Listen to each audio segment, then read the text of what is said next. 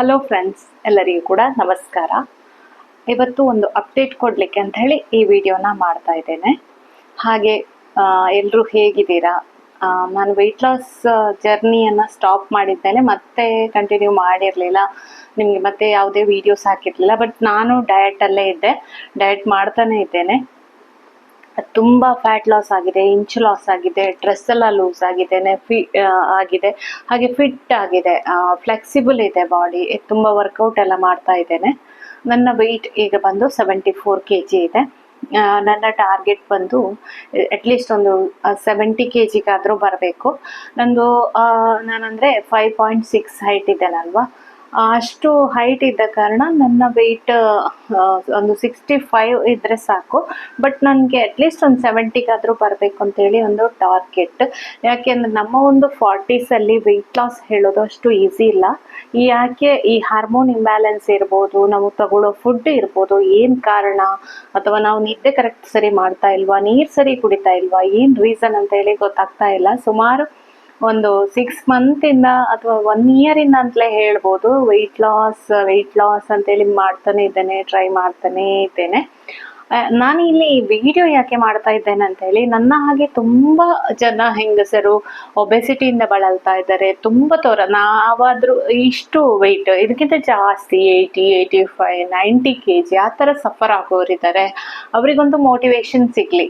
ಯಾಕೆ ಅಂದರೆ ಕೆಲವರೆಲ್ಲ ತುಂಬ ಡಿಪ್ರೆಸ್ ಆಗಿರ್ತಾರೆ. ಏನು ಎಷ್ಟು ಡಯಟ್ ಮಾಡಿದ್ರು ಕೂಡ ವೆಯ್ಟ್ ಲಾಸ್ ಆಗೋದಿಲ್ಲ, ಸುಮ್ಮನೆ ಮಾಡೋದು, ಏನು ಮಾಡಿದ್ರು ತೂಕ ಕಡಿಮೆ ಆಗೋದಿಲ್ಲ, ಸುಮ್ಮನೆ ಒಂದು ಏಜ್ ಆದಮೇಲೆ ತೂಕ ಕಡಿಮೆ ಆಗಲ್ಲ, ಆ ರೀತಿ ಎಲ್ಲ ಅಂದ್ಕೊಂಡಿರ್ತಾರೆ. ಬಟ್ ಅದೆಲ್ಲ ಸುಳ್ಳು. ನಾವು ಕಷ್ಟಪಟ್ಟರೆ, ಪ್ರಯತ್ನ ಪಟ್ಟರೆ, ತಾಳ್ಮೆಯಿಂದ, ಪೇಷನ್ಸಿಂದ ಕಾದರೆ ನಮಗೆ ಖಂಡಿತ ರಿಸಲ್ಟ್ ಸಿಗ್ತದೆ. ಅದಕ್ಕೋಸ್ಕರ ಈ ಪ್ರಯತ್ನವನ್ನು ಮಾಡ್ತಾ ಇದ್ದೇನೆ. ನಾನು ಅದರಲ್ಲಿ ಪಾರ್ಟಿಸಿಪೇಟ್, ಈಗ 1 ಮಂತ್ ಚಾಲೆಂಜನ್ನು ತಗೊಳ್ಳುವ ಅಂತ ಅಂದ್ಕೊಂಡಿದ್ದೇನೆ. 1 ಮಂತಲ್ಲಿ ಯಾವ ರೀತಿ ನನಗೆ ರಿಸಲ್ಟ್ ಬರ್ತಿದೆ ಅನ್ನೋದನ್ನು ನಿಮಗೆ ವಿಡಿಯೋದಲ್ಲಿ ನಾನು ತೋರಿಸ್ತೇನೆ. ಯಾಕೆಂದರೆ ನನಗೊಂದು ಯೂಟ್ಯೂಬಲ್ಲಿ ನಾನು ವೀಡಿಯೋಸ್ ಹಾಕಿದರೆ ನನಗೊಂದು ಮೋಟಿವೇಶನ್ ಸಿಗ್ತದೆ, ನನಗೆ ಕೂಡ ಡಯಟ್ ಮಾಡಬೇಕು, ವೀಡಿಯೋಸ್ ಮಾಡಬೇಕು ಅಂಥೇಳಿ. ಇಲ್ಲಾಂದರೆ ಎಂಥ ವಿಡಿಯೋ ಮಾಡೋದು, ಏನು ಮಾಡೋದಪ್ಪ ಅಂಥೇಳಿ ಕಂಟೆಂಟ್ ಸರ್ಚ್ ಮಾಡ್ತಾ ಇರ್ತೇನೆ. ಮತ್ತು ಏನೋ ನಾನು ಕೂಡ ಅಂದರೆ ಡಯಟ್ ಮಾಡಬೇಕಾದ್ರೆ ಏನೋ ಒಂದು ತಿಂತೇನೆ ಮನೆಯಲ್ಲಿ, ಅನ್ನ ಸಾರು ಸಾಕು ಇವತ್ತು ಅಂಥೇಳಿ. ಆದರೆ ವಿಡಿಯೋ ಮಾಡಲಿಕ್ಕೆ ಉಂಟು ಅಂತ ಹೇಳಿದರೆ ಒಂದು ಸ್ವಲ್ಪ ಎಲ್ಲ ರೀತಿಯಲ್ಲಿ ತೋರಿಸ್ಬೇಕು. ಕಾರ್ಬೋಹೈಡ್ರೇಟ್ ಇರಬೇಕು, ಫೈಬರ್ ಇರಬೇಕು, ಪ್ರೋಟೀನ್ ಇರಬೇಕು ಅಂಥೇಳಿ, ಆ ರೀತಿ ತೋರಿಸ್ಬೇಕು ಅಂಥೇಳಿ ವಿಡಿಯೋನ ಮಾಡ್ತಾ ಇರ್ತೇನೆ. ಅದಕ್ಕೋಸ್ಕರ ವಿಡಿಯೋನ ಮಾಡ್ತಾ ಇದ್ದೇನೆ. ಯಾರೆಲ್ಲ ನನ್ನ ಜೊತೆ ಚಾಲೆಂಜನ್ನು ಆಕ್ಸೆಪ್ಟ್ ಮಾಡ್ತೀರಾ ಕಮೆಂಟ್ ಮಾಡಿ. ನೀವು ಕೂಡ ನಿಮ್ಮ ಒಂದು ವೆಯ್ಟ್ ಲಾಸ್ ಜರ್ನಿಯನ್ನು ಕಂಟಿನ್ಯೂ ಮಾಡಿ. ಮತ್ತು ಏನು ಗೊತ್ತಾ, ಬರೀ ವೆಯ್ಟ್ ಲಾಸ್ ಅಂತಲ್ಲ, ನಾವೊಂದು ಹೆಲ್ದಿ ಲೈಫ್ ರುಟೀನ್, ಇದರಲ್ಲಿ ವೆಜ್ ನಾನ್ ವೆಜ್ ಡಯಟನ್ನು ಕೂಡ ನಾನು ಹೇಳ್ತಾ ಇರ್ತೇನೆ. ನಾನ್ ವೆಜ್ ತಿನ್ನುವವರು ನಾನ್ ವೆಜ್ಜನ್ನು ನೀವು ಮಾಡ್ಕೊಳ್ಬೋದು. ಚಿಕನ್ ಇರ್ಬೋದು, ಎಗ್ ಇರ್ಬೋದು, ಫಿಶ್ ಇರ್ಬೋದು, ನೀವೇನು ತಿಂತೀರ ಅದನ್ನು ಆ್ಯಡ್ ಮಾಡ್ಕೊಳ್ಳಿ. ನಾನು ವೆಜ್ ರೆಸಿಪಿಗಳನ್ನೇ ಈಗ ನನ್ನ ಚಾನಲಲ್ಲಿ ತೋರಿಸೋದು. ಹಾಗಾಗಿ ವೆಜ್ ಡಯಟ್ ಪ್ಲ್ಯಾನ್ ನಿಮಗೆ ಇದರಲ್ಲಿ ಸಿಗ್ತದೆ. ಅದೇ ಒಂದು ಅಪ್ಡೇಟನ್ನು ನಿಮಗೆಲ್ಲ ತಿಳಿಸ್ಬೇಕಿತ್ತು. ವಾಪಸ್ ನಾನೊಂದು ಡಯಟನ್ನು ಶುರು ಮಾಡ್ತೇನೆ ಅಂತೇಳಿ. ಬಟ್ ನನ್ನ ಹೆಲ್ದಿ ರುಟೀನ್ ಹಾಗೇ ಇದೆ. ನಾನು ಪ್ರೋಟೀನ್ ತಗೊಳ್ತಾ ಇದ್ದೇನೆ, ಪ್ರೋಟೀನ್ ಫುಡ್ ಏನಿದೆ ಅದನ್ನು ಯೂಸ್ ಮಾಡ್ತಾ ಇದ್ದೇನೆ.